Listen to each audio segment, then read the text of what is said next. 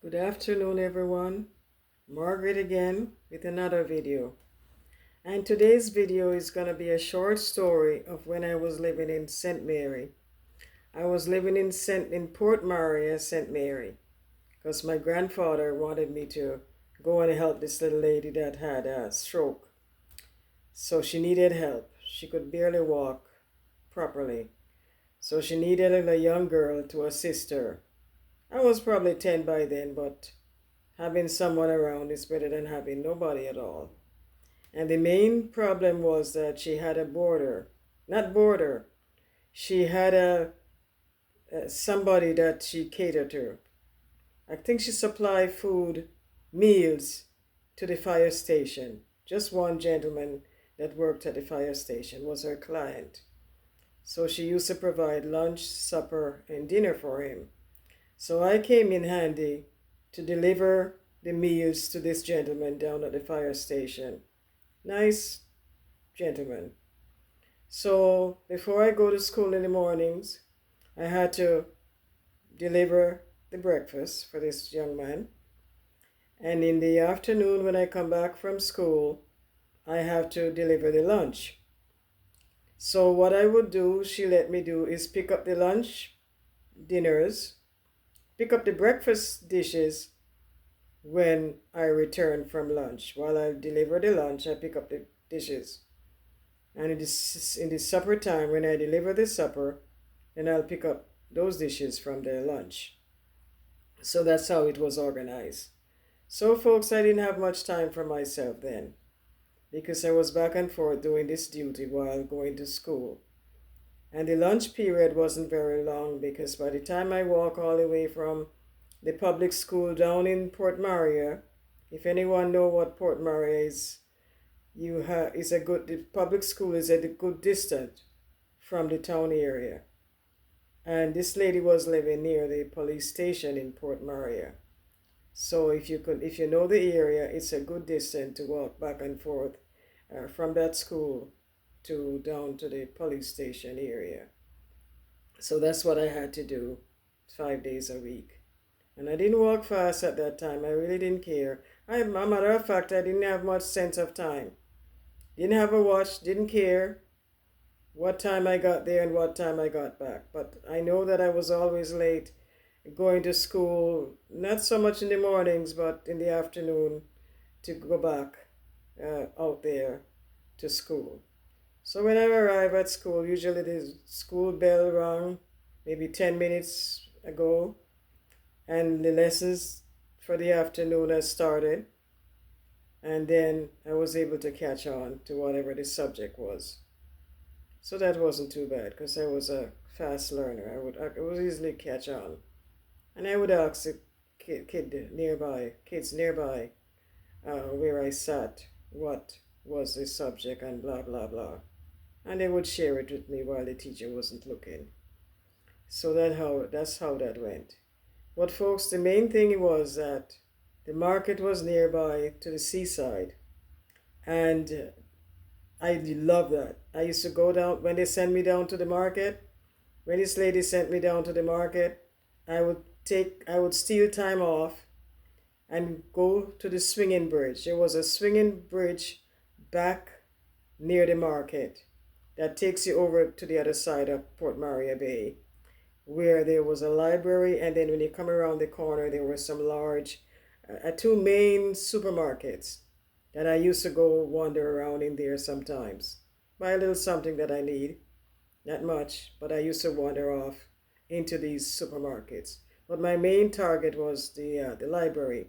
There was a large library back there after you get off the swinging bridge. So I used to pay attention to that just in case I got time to go and join in. But it never happened. It never happened, folks, while I was there. So I think I must have spent 1 year or less, or going to 2 years, and I got fed up of the living conditions. And I ran away, found my way back to my grandfather up in, what in the place name again? Albion Mountain. That's where my grandfather was living, in Albion Mountain. I knew the way because we have gone several times down to Port Maria, and I knew the way. As a matter of fact, I knew a shortcut from Port Maria that I could walk to go up to um, that place, as I say, um, Albion Mountain. So I knew a shortcut, and one day I took the shortcut. I grabbed a few clothes and I took the shortcut and I went to my grandfather's place.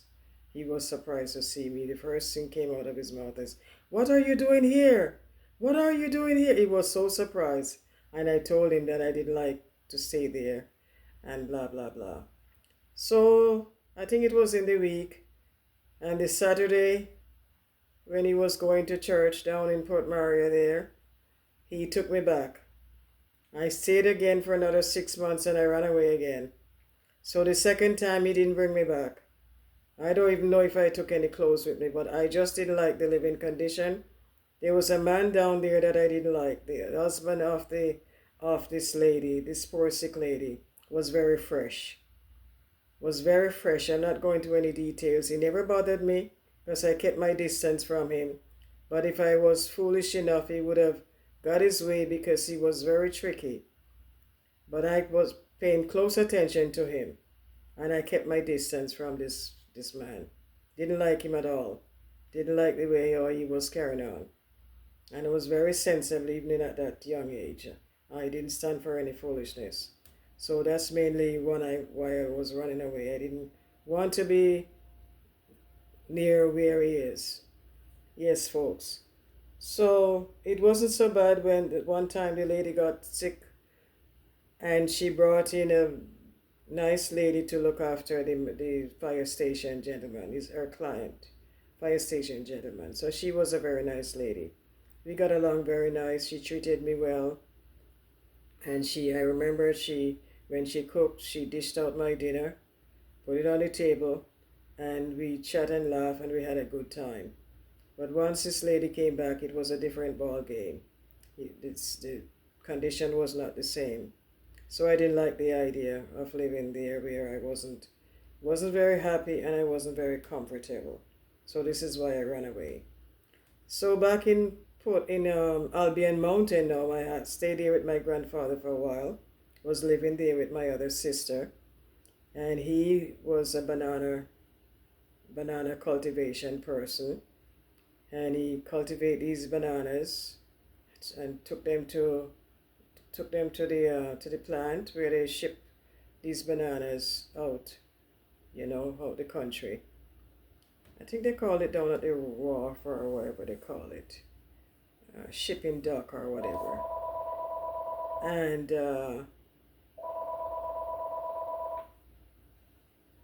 I'm gonna pause this. Yes, folks, so I'm back. I was disturbed by the telephone. So as I said, my grandfather up in Albion Mountain, he was a banana cultivator. And so he took us from school, stopped us from school, my sister and I, and we had to assist him with the banana business. So we helped him to carry the bananas from down to the banana field, put it near the roadside, and on the day of shipment, we had to go down, one of us had to go down to the wharf with him to help keep an eye on the bananas until his time come for weighing his bananas. So it was something else, folks. We went early in the morning and we spent all day down there. I don't know if he had a chance to have lunch, but I tell you, I remember sometimes I was so hungry because he was busy waiting his turn to weigh his banana and see to it that they passed the inspection, and so he couldn't leave to go places to go get lunch. So we had to sit there and wait our turn, hungry as a dog, until he got through his business, banana business. And when we finished with that now, he could stop on the way home and get food to eat. So it was some experience, folks. So then again, I had to stop from school, and the learning was behind because I missed a lot of subjects. I miss, folks, every week. I don't remember how often he used to do this banana shipment down there on the wharf in Port Maria, somewhere down there. So I don't know, remember how often he used to do it, but often enough that I would miss school. Yes, folks, I would miss school until finally he decided that I would be returned to my mom in St. Anne. So he took me back to St. Anne. But folks, my favorite thing in St. Mary, Port Maria, was that swinging bridge. Yes, I spent time going out there, took my own time, walking up and down that swinging bridge and listening to the water beating on that wooden floor. I wasn't scared of that. And the bridge would be rocking back and forth, and I was walking, taking my own time, holding on to the railings, and walk to the end of the bridge and walk back up to the market. So when I got home, usually sometimes the lady was saying, "What took you so long? Look how long I sent you down to the market just to pick up a couple things, and you're just now coming back." I didn't have much explanation, and I didn't lie about this or lie about that. Sometimes I didn't answer. Or sometimes I said, well, I had to wait my turn to be served. And sometimes that's true. In all cases, it's true. I had to wait my turn. But I took time out for myself.